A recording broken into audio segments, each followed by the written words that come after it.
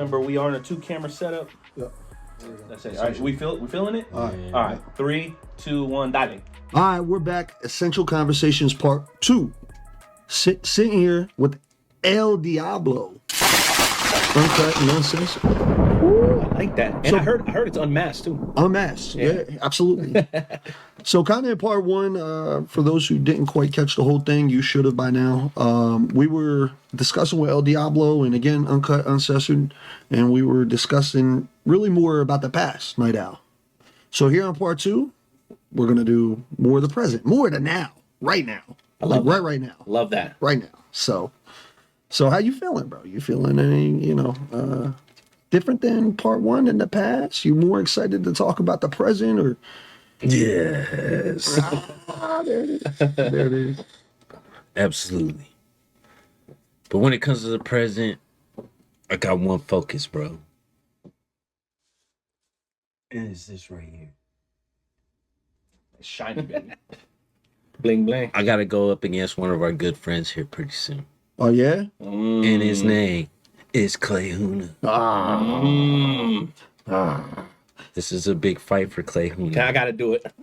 There it is. There it is. Yeah, There it is. Listen, I know this interview is about El Diablo and Uncut and Uncensored, but can we just take a second there to give the love to Clay Huna, please? Absolutely. Get a golf clap, Tip it. Yeah. the whole nine, everything. For sure. That's the brother. I mean, after all, he has earned his shot for the Metro Championship. Yeah. So we're going 1-on-1. January 11th, Kansas City, Missouri, the City House.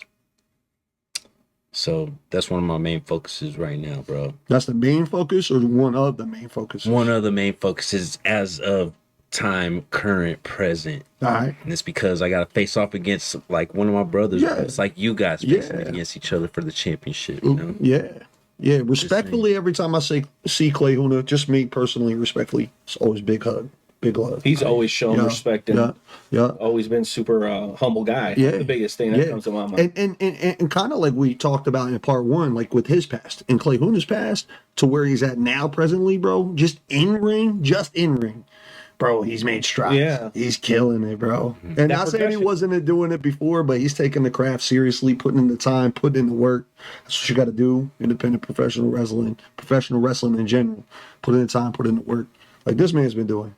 Oh, yeah. And now we at the present, and you got that belt back there. Oh, yeah, bro. And you might lose against Clay Huna. Hey, I wouldn't put it Gotta that think way. about it. I wouldn't put it that way. Oh, okay. All right. But I could, I would, the way I would word it is there's potential All right. that Clay Huna may or may not be Metro champion one day, All right. you know? But, that's why I came here to talk to you guys though, bro, is because El Diablo's evolving. El Diablo's not necessarily Mr. 3099 anymore. Oh, I feel more at home with you guys, at home with Kansas City. And now's the time to show the true me through my wrestling, through battling with my opponents, such as Clay Huna, other names such as Austin Molitalo, and many, many more. Well, I'll jump in and say, like, I'm just thinking about how awesome, like, session one was. That was incredible. no, dope. Super dope. Like I said, Super dope. it feels Wrestle Talk, but it's, like, different because we're, like Shrek, right? Layers, right? Like an onion. So I feel like we get the opportunity to do that. So I want to kind of pull back from the first session and ask you, so you talk about the present, you talk about the people that you're facing. I want to talk about, like, approach and mindset. Because you went from, we talked about some of the street stuff or whatever, to now, dog, you got kids buying your stuff. Okay, you went from a wrestler to now a draw. I think that's where people don't understand that line, right? Like you could do it, but are you really doing it? Like and being the full package. And I'm not one to count another man's pockets, but I see your shit fly off the shows real quick at the shows that I've been to. That I see you doing your thing. I see a lot of kids. And not only that, I know you bring a significant caravan with you every time. You know what I'm saying? Playing into like the Hispanic vibe. whenever El Diablo shows up, you already got a caravan of people with you on top of everybody else that shows up. So going from being and having that, let's just say, distinct past to now being a little bit of a role model, dog. Like from what we know, you're not a father, right? Like I maybe that's too much on the record, but you're not. Okay, all right. From what we know, you're not. But now you're an influence over young men. So how is that responsibility falling on your shoulders? On top of having to face a peer like Clay Huna, I don't want to discount another tough opponent. There's a lot of balancing. You know, how do you handle all that? The way I look at it, and this kind of does lead into present time as well.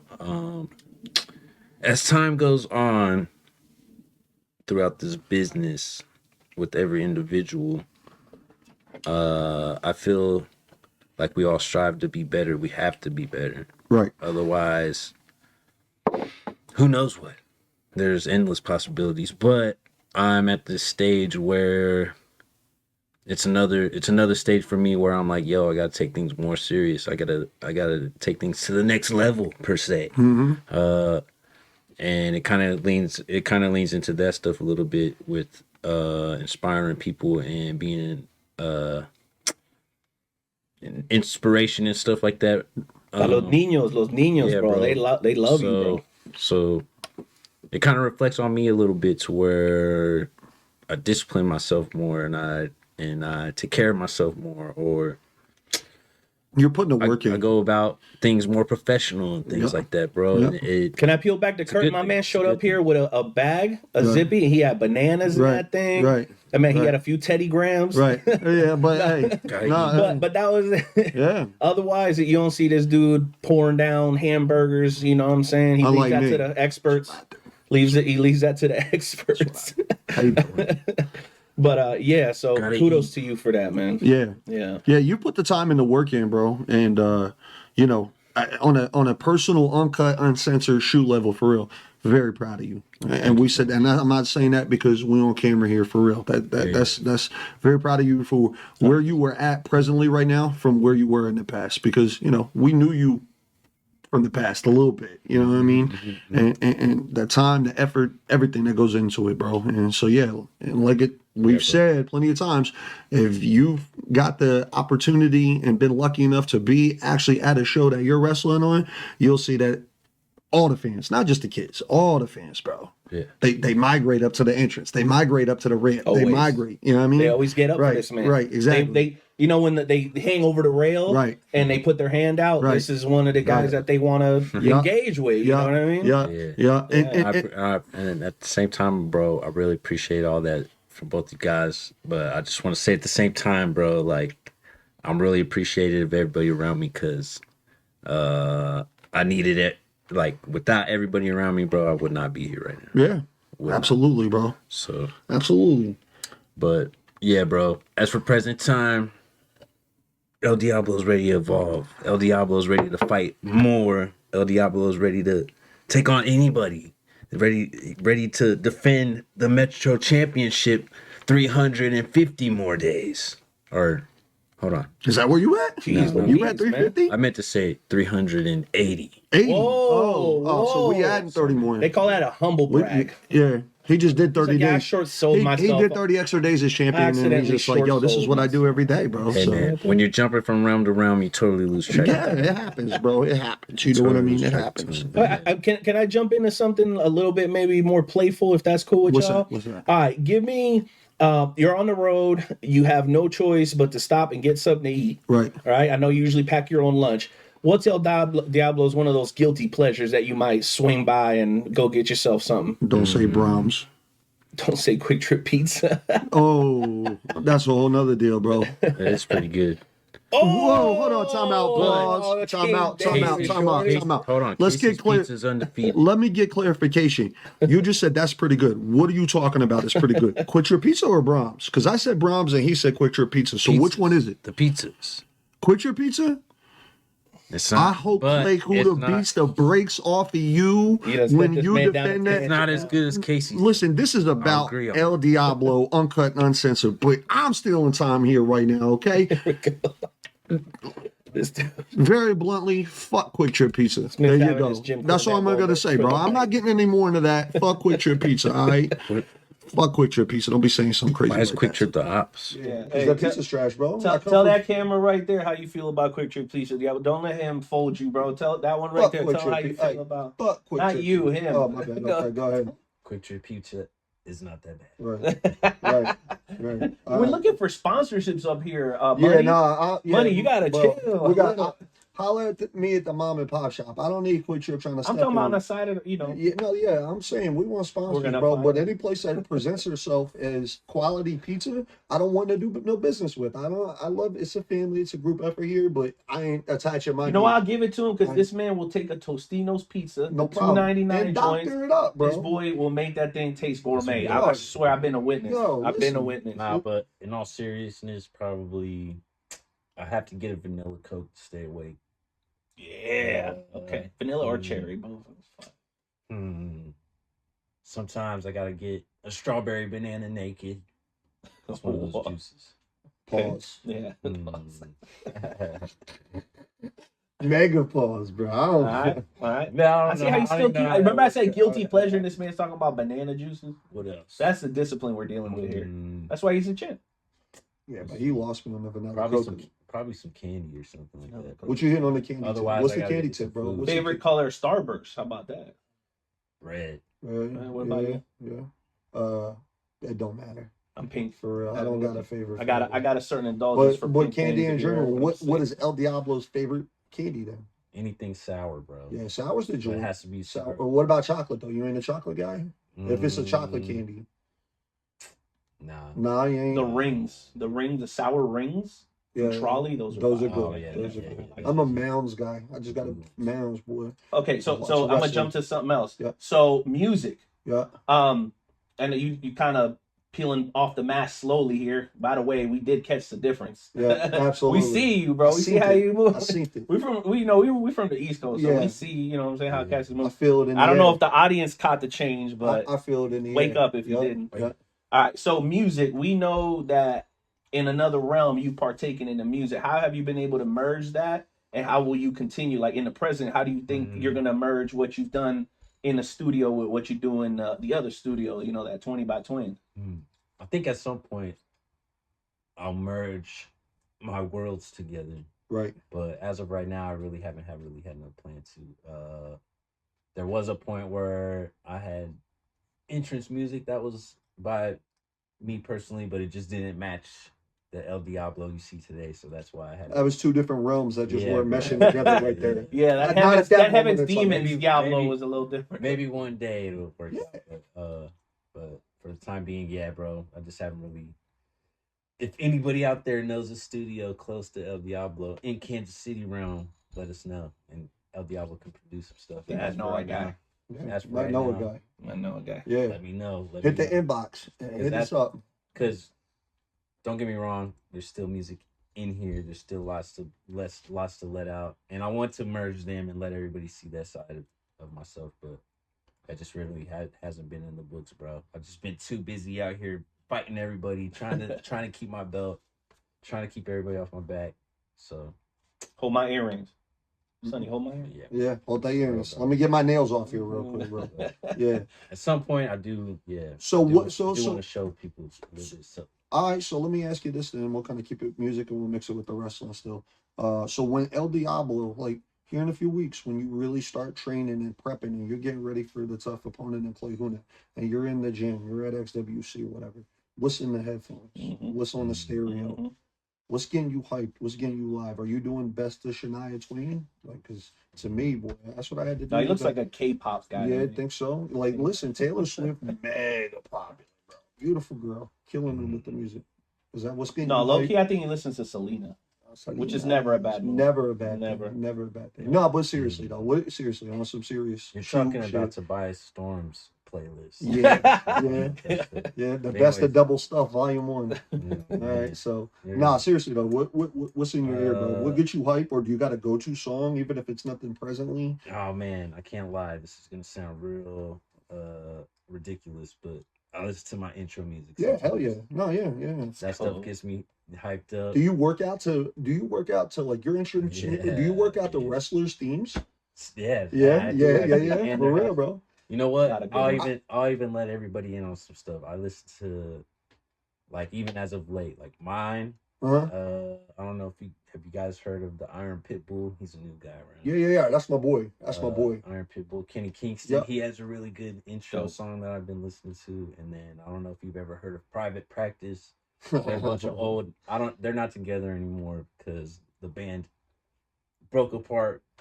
Oh yeah, and just let y'all know, Dr. Ison's a good guy now. We shook hands. We're friends, and we shook hands a lot. Look at you making strides out there. He's a pretty good guy after all. You might say that. I don't trust the dude who walks around with needles, bro. So yeah. What's that about? But I think the reason weird, Dr. I think Ison. the reason Private Practice used to kick my butt so bad all the time though is because I really used to enjoy their theme music a lot. Just wanted to hear that. So I think whenever I heard it, threw me off. We'll get beat up, but nowadays I got a hold of somebody and was like, let me listen to that song. So I could work out to that one too sometime. Another song I've been listening to lately is Let's Go by Keith Glock.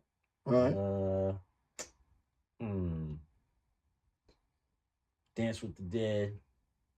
I listen to some Slipknot here and there. All right.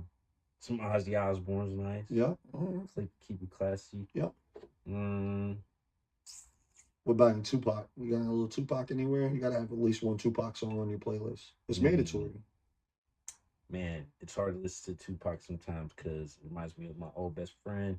Brings back feelings. Rest in peace. Yep. But I understand that. If I would, California Love. Okay, yeah. Made mofos. See, Can't See Me. Like if I'm getting hyped for something, Tupac's Can't See Me. Hail Mary's always bro. Hail Mary's. What's the one that starts like, you ain't nothing but a broke motherfucker. All you do is stand by the window. I see Duffel around the corner. That's my shit, bro. That's a great song. If I'm ever gonna ride for somebody, that's probably gonna be the cut. Let me ask you, Night Out, what's your favorite wrestling theme song of all time? I don't want to be boring. All right, don't be. I feel like I have to pick the song for my favorite wrestler. Yeah, whatever. But I'm gonna try to do something different. So my favorite, Stone Cold. Right. But the one that used to really get me hype, I remember my son, he was just a little tight back then. Right. It's kind of when he got me back into wrestling. We were still over in KCK at the time. Alberto Del Rio's intro. He'd have that scarf, bro, and he would come out like, not no Eddie Guerrero, like, I'm from California, Mexican. This boy was like, nah, I'm from Mexico City. I'm wealthy. I got a manservant. Don't play with me, bro. Yeah, because this dude looked like he owned 3 haciendas and a... Ricardo Rodriguez doing that personal introduction for him. Bro, I used to drive my wife shoot. Still do to this day. It's so fun to yell that shit. I got Max on it, and so, Uncut, Uncensored. For those people out there who don't know, my son Maximus has autism, so a little kind of is rough on his speech. So I call him, his name is Alberto Del Rio, and Maximus calls him Alberto Dorito. So, and kind of fits. Yeah. And for those who know me, know that all loving games, but I like to pick on my wife a little bit. When I'm in a good mood. You're good Saturday. At it. Great at it, bro. It's no harm. It's nothing mean or anything. But she can't stand Alberto Del Rio, bro. So I'll be in the house. Pompous prick. So I'll be in the house. He is. I'll be in the house and I'll be Alberto. And she's just ready to give me the Masato Tanaka elbow. Night. I could listen to that play all the time, bro. I seen a video the other day somebody posted and they said that's the song they would play if they had a Mexican restaurant on loop. 16 hours a day. Yeah, that's why I like. My man looked like he had 2 haciendas and a tequileria where he makes his own tequila. He just came out looking so. And I think in the video you could see him like at the New York Stock Exchange or something. Like they had the whole thing going. That was amazing. That's one thing that WWE can really never get shitted on about ever is they've always killed it with the vignettes and like the debuts of people and shit. Like they did it with Razor, they did it with Alberto Del Rio. They've done it with sometimes the wrestler might not work Sometimes the vignettes are better than the wrestler. Yeah, exactly. Right. Yeah, exactly. You get all hyped up and shit, and you're like, "What is this?" Yeah. What's my man that looked like Ryback? Sullivan was my man. Oh yeah, Lars. Bro, those vignettes was cold as ice, bro. Cold as ice. I don't know. Still to this day, bro. I'll throw it to me here. the DX theme song. Like I'm just ready to super kick everybody. Mm-hmm. The NWO Wolfpack and the original NWO are still up there. So I found a low key cut 6-7 years back. First time I heard it, still, at that point, still a long time wrestling fan. But Rick Rude's WCW thing, I think, is one of the best themes ever. Yeah, I'm not gonna go sing back and it. listen to that. Simply Ravishing, bro. It's like their alert. It's kind of like it reminds me of like WCW's version of Sexy Boy for Shawn Michaels. Okay. Is that when he was doing the tights and all that? Yeah, he always did the tights. He always did. Okay. This is like 91, 92. My bad on the mic. Sorry, people. But yeah. Simply Ravishing. That was their version of Sexy Boy. I got a for him. Yeah. Challenging one. All right. What's your favorite entrance music that was a mix of two people that were on a team? For example, Kane and X-Pac. Yeah. Kane and X-Pac. Oh, that one I already got mine. Kane and the X-Pac. Outlaws. Yeah, dude. But you're saying like two wrestling themes like mixed together is one? Yeah, that's what he's talking about, like two wrestling themes, like because like when Kane and X-Pac were tag team, they merged the song. Yeah, because it was Kane's thing, and then when the pyro came up, it was the DX. Or like Brothers of Destruction when they put their song together. It used to scare the crap out of me, bro. I remember like when it was Undertaker and Kane and they came to KC. This was at Kemper and they were doing the Monday Night Raw, and so I think it was one of the only few times they did it. They didn't even do Kane's part of the entrance. They just did his pyro out of nowhere. And it was like, boom. And then it was Undertaker. And I was like, hard. I remember just being in the arena, like almost I know I would have done that. I don't remember it, but I would have done it. Yeah, bro. Yeah. I miss that pyro so much. Yeah. I hope I Still pyro so much. I hope I can steal it one day. All right, I'm going to switch it up here.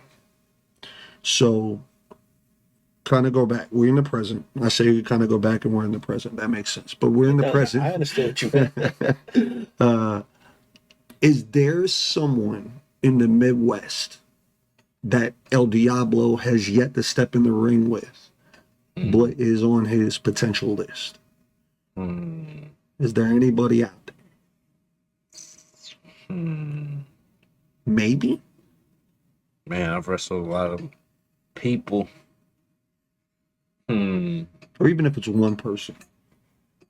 I guess let's make it a little easier. Kansas, Missouri, or Illinois. Let's go Illinois. Okay. I like how you got it in categories. You guys know I like that. You guys know I work at SICW sometimes. Shout out to her. Shout out to her. And no Mr. Simmons. And Thank you, sir. And no You're the best. Pro. Some of those guys would be like Glenn Williams. Okay. Or Glenn Jacobs. One of those names. Okay. Sorry about that. From out there, can I throw a name out? What's up? Attila Khan. I've wrestled him before. Okay, how was that? He's one of my favorites. He stabbed me with a fork several times. And he hit me with a chair. All right. Well, that's how you welcome somebody in Southern Illinois. I think that was the first time I ever got hit with a chair. I actually wrestled him at New Breed. So are you saying he owes you one, or what are we talking about here? If I ever wrestle him again, I'm definitely going to have to get him back some way, somehow. But if I don't wrestle again, that's all right. Yeah. You don't need the potential of getting stabbed again. Yeah. With a knife. Yeah, it was kind of crazy. I don't see you running from it, though. I don't see that. Who else from out there? Glenn Jacobs, Sean Vincent. Okay. Ooh, legend just got recognized, bro. Gary Jackson, bro. How would that be to like a triple OG? You know what I'm saying? Like somebody is a real dog in the game. Yeah, dude, that would be awesome. He's a really nice guy. I've talked to him several times, and his rules are really cool. And he gives advice. You know, that's why one thing I like about that place too. All those guys give advice. Who else would I wrestle out there? The Texan, bro. Big Tex, yeah. That's a monstrous dude. Awesome. Who else? Trying to think who else. I've wrestled Brandon Beretta one time, but I'd like to wrestle him again. Even his tag partner, Joey. I know too many people, bro. Joey Villatelli. Yeah. I know who you're talking about. Villatelli, I think that's his last name. I know who you're talking about. People like that. I'm trying to think who else, bro. Maybe From like No that. Full, Dalton. Dang, I'm forgetting everybody's name right now. Well, while you're forgetting names, I got one name that just popped in my head. So we're talking Illinois and who would you want to wrestle? Let's bring it back home to KC. And even though this gentleman is not in KC at the moment, hopefully he comes back one day. And there's been some things that happened to him along the way that this might not ever happen again. But give me El Diablo versus Leo D.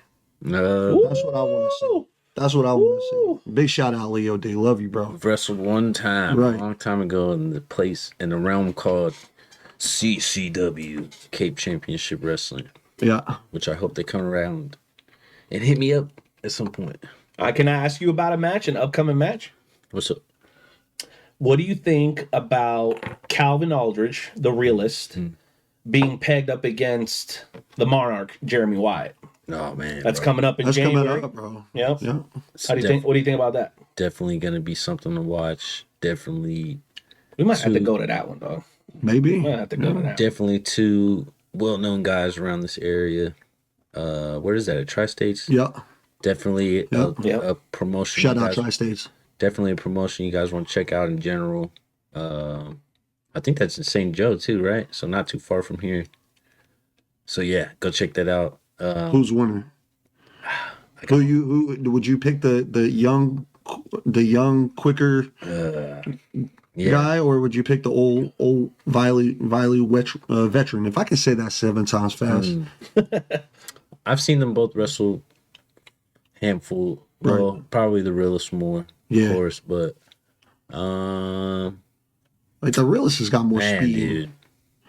But I think I could see the realist.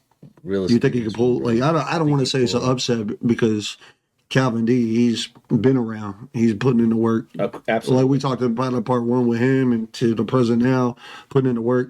Same thing with the realist, bro. He's putting in the work consistently.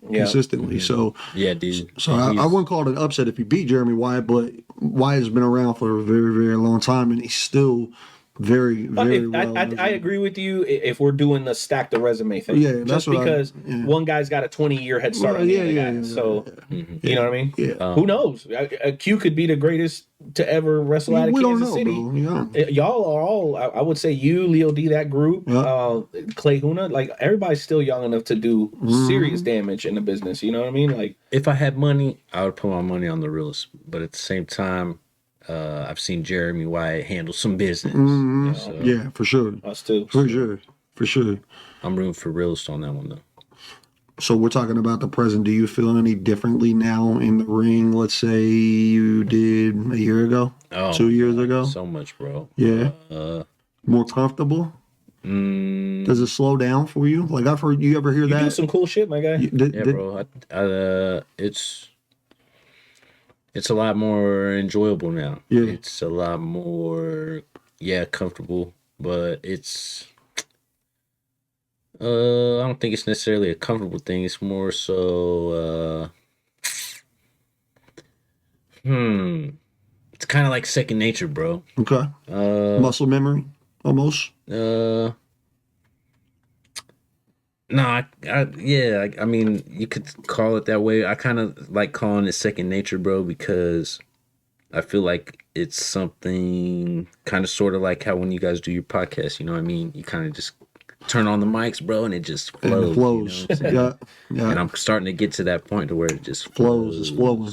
As opposed to just not knowing how to wrestle at all, because there's a lot of mechanics and moves and a lot of knowledge. There's 1,000 different moving parts to a wrestling show, let alone a one wrestling match. So much, bro. Yeah.